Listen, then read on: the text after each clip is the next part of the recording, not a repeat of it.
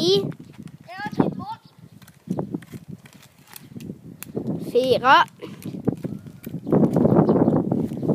5. Sorry for deg, gutter. Og jenter. 6. 7. Å, shit, den fikk langt. Senere i dag skal vi ha en video av når vi spiller Assassin's Creed.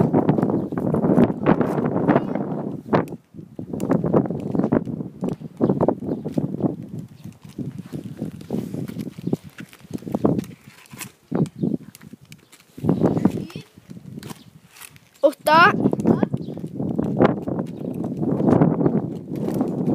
9. Siste mål! 10. Nå er det slåsskamp mellom.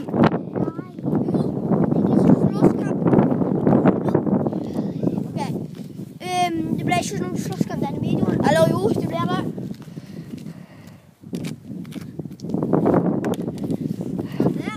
Hva vil du gjøre etter denne slåsskampen? Tror du vil tape? Let's go for Rumble! Åh, han hiver seg.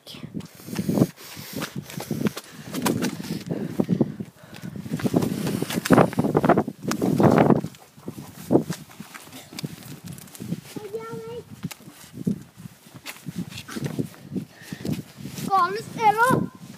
Det er meg.